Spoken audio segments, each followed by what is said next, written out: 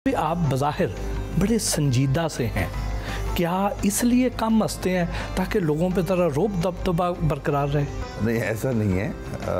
एक नेचुरल जो आदतें होती हैं वो खून में होती हैं और पेरेंट्स की तरफ से आती हैं। तो मेरे वालिद जो थे वो भी टू द पॉइंट बात करना, और मेरे ख्याल में उन्हीं से ये मुझ में भी आया है। और ऐसा भी नहीं है कि मैं बिल्कुल सीरियस ही रहता हूँ। मेरे पब्लिक रिलेशन बहुत है, मेरे दोस्त बहुत हैं, और मैं एक्टिवली उनके साथ भी टाइम गुजारता हूँ। तो ऐसी बात नहीं है, एक परसेप्शन बन गया है ये। आपके चेहरे पर संजीदगी तो है लेकिन इत्मीनान नज़र नहीं आता। आप पामिश तो नहीं रहेगा? नहीं। अच्छा। बिल्कुल ऐसा है, यहाँ मैं एग्री करता हूँ आपसे। जो मैं चाहता हूँ काम के हवाले से, शहर की बेहतरी के हवाले से, वो हो नहीं रहा और ना मैं कर सकता हूँ। वो रिसोर्सेज, वो अथॉरिटी नहीं है मेरे पास। मेरा दिल तो करता है कि मैं कराची के जो इश्यूज़ हैं उनको जल्द से जल्द रिजॉल्व करा दूँ, मगर मुझे भी अफसोस होता है कि मेरे भी हाथ बांधे हुए हैं और सिस्टम ऐसा दिया है जिसमें आप काम कर ही नहीं सकते, और लोग सफ़र कर रहे हैं। लोगों की सफरिंग देखी नहीं जाती। अस्पताल जाता हूँ विज़िट पे तो बहुत ही अजीब कैफियत हो जाती है ज़हनी, लोगों को तकलीफ़ में देख के। बाहर निकलते हैं तो कचरे के ढेर, धुआं उड़ रहा है, गटर बह रहा है, लोगों की मजबूरियाँ। यहाँ गुटखा बहुत आम हो गया है, उसमें नशा होता है, बीमारियाँ होती हैं, उनको देखता हूँ पूरे शहर में गंदगी फैलाते हुए, तो बड़ा दुख होता है। ये वो आपको चीज़ नज़र आई है, बिल्कुल राइटली सेड कि ऐसा है। अच्छा, मुझे ये भी लगता है कि जैसे आप चूँकि जिस तरह कामगो हैं या संजीदा हैं, तो जब आप छोटे होते होंगे बचपन में, तो आप अगर कोई शरारत भी करते होंगे तो किसी को आप पे शक भी नहीं पड़ता होगा? ये भी सही कहा आप। मैंने कहा ना, आप मेरे ख्याल में पामिश रहे हैं, आप हाल जानते हैं, चेहरे भी पढ़ लेते हैं। मैं बचपन में काफ़ी एक्टिव भी था और शैतानियाँ भी बहुत की हैं मैंने हॉस्टल में भी अपनी लाइफ गुजारी है, और वहाँ भी एक एक्टिविटी रहती थी। और वाकई में पकड़े जाने का मामला आता है तो मैं फिर साफ निकल जाता था स्कूल में और कोई और पकड़ा जाता था। तो कोई ऐसी बचपन की कोई मज़ेदार शरारत जिसे आज तक भूल नहीं पाए? हम जब हॉस्टल में थे तो हमारे पब्लिक स्कूल हैदराबाद में था। मेरा घर तो कराची में, पैदा मैं कराची में हुआ हूँ। 2 साल पढ़ने वहाँ गए थे हम। मेरे फादर ने मुझे और मेरे भाई को हॉस्टल में भेज दिया था। तो वहाँ इंटीरियर सिंध से, गाँव से लोग स्टूडेंट्स आया करते थे। तो वो इतने मासूम और नाइव होते थे, बिल्कुल उनको नहीं पता होता था शहर का बिल्कुल कुछ भी, कि स्कूल के अंदर क्या तरीक़ेकार होता है। तो हम उनके साथ बड़ा एंजॉय करते थे और उनको छेड़छाड़ करते थे। तो अच्छा, फिर वो गांव से आते तो उनकी नींद बड़ी गहरी होती थी, तो हम रात को उनका बेड उठा के, वो सोए हुए हैं और हम जो फुटबॉल ग्राउंड होता था उसमें रख के आ जाते थे। तो वो जब सुबह उठता था तो वो ग्राउंड में उठता था, वो बहुत परेशान होता था, मैं सोया कहाँ था, उठा कहाँ हूँ। खैर वो शिकायतें लगती थी, फिर उसकी हमें फटीक भी मिलती थी, सज़ा भी मिलती थी। ये तो आप उनके साथ बड़ी रियायत करते थे, अदरवाइज आप उनकी चारपाई उठा के कूड़े के ढेर पे भी रख सकते थे। इस किस्म की काफ़ी यादें हैं।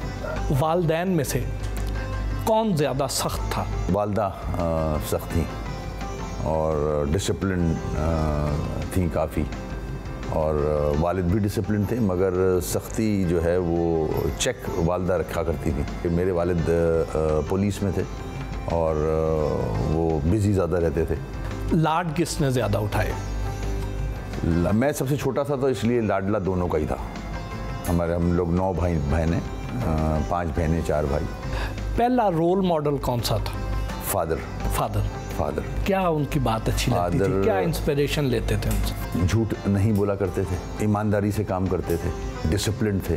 मैं जब 97 में वज़ीर बना पहली दफ़ा, मेरी बहन एक हैदराबाद में रहती थी, तो मैंने प्लान किया था कि उनको विज़िट करके आ जाऊँ। तो बाहर गेट के गाड़ी खड़ी हुई थी और गाड़ी पे झंडा लगा हुआ था, मैं वजीर था। फादर को पता चला कि ये हैदराबाद जा रहा है बहन से मिलने, तो मुझे बुलाया और कहने लगे आप सरकारी गाड़ी में जा रहे हो?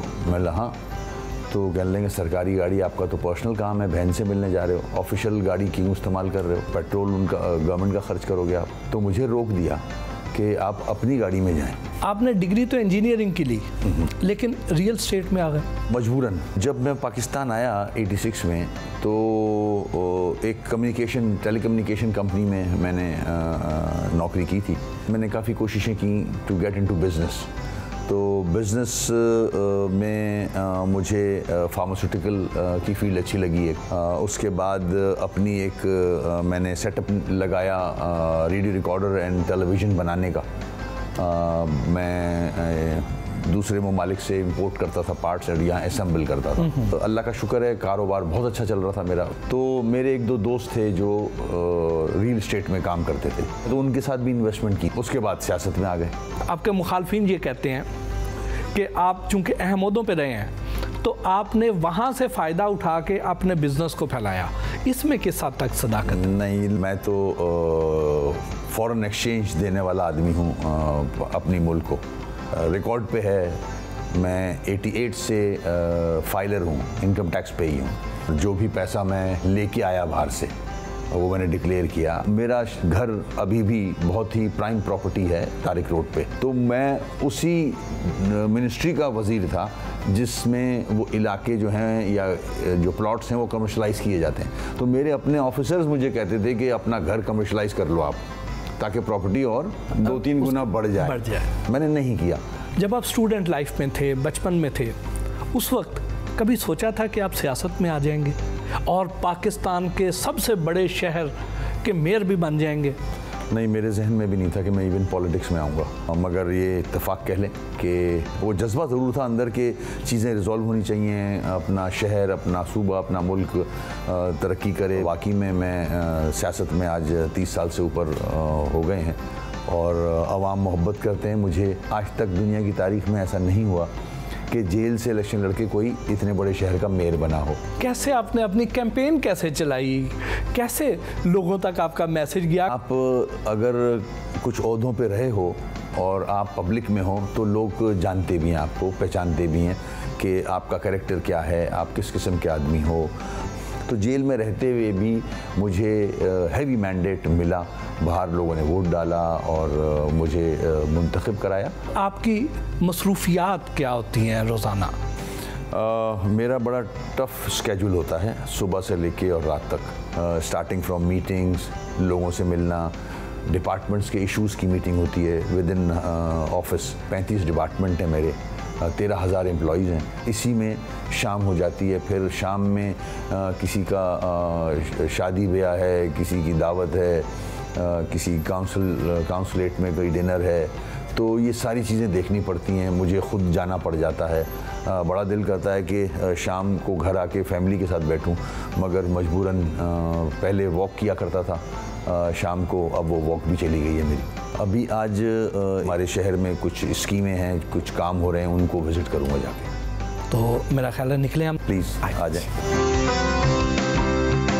वसीम अख्तर बतौर मेयर कराची और रहनुमा MQM बहुत मसरूफ़ दिन गुजारते हैं। अच्छा वसीम भाई, आपकी चूँकि अल्ताफ़ हुसैन साहब से बड़ी पुरानी वाबस्तगी रही है, तो ये वजह है कि जब उन्होंने वो कंट्रोवर्शियल तकरीर की तो आपने खुलकर उसकी मजम्मत नहीं की है, उस पर अपना कोई रद्द-ए-अमल नहीं दिया? नहीं, ऐसी बात नहीं है। इससे बड़ा रद्द-ए-अमल हो नहीं सकता कि हमने उन्हें छोड़ दिया। हम अब सियासत में मैच्योर हो चुके हैं और हमें मैच्योरिटी का ही के फैसले करने चाहिए। जब ऐसा स्टेटमेंट आया जो हमारे मुल्क के ख़िलाफ़ था, तो उसके बाद गुंजाइश बनती नहीं थी। तो अलहदगी ही एक फ़ैसला मैं समझता हूँ सही था। और उसके बाद फ़ारूक सत्तार साहब ने पार्टी की क़यादत संभाल ली, तो उसके बाद फिर आगे फर्दर 2 धड़ों में और बट गई।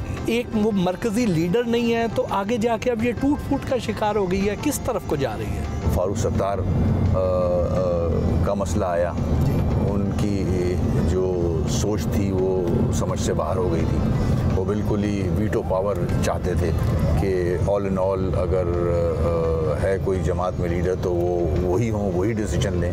हम चाहते थे कि मेरिट प्रिवेल करे पार्टी के अंदर, मिल के फैसले करें। अब हमारे कोई लीडर है नहीं ऐसा, हम खुद लेके चल रहे हैं जमात को। तो ये राब्ता कमेटी ने इस बात को रिजेक्ट किया और उनको पार्टी से हटा दिया। मुश्किलात ज़रूर हैं मगर पूरी उम्मीद है, हम नाउम्मीद नहीं है। इंशाल्लाह फिर से हम इस जमात को खड़ा करेंगे।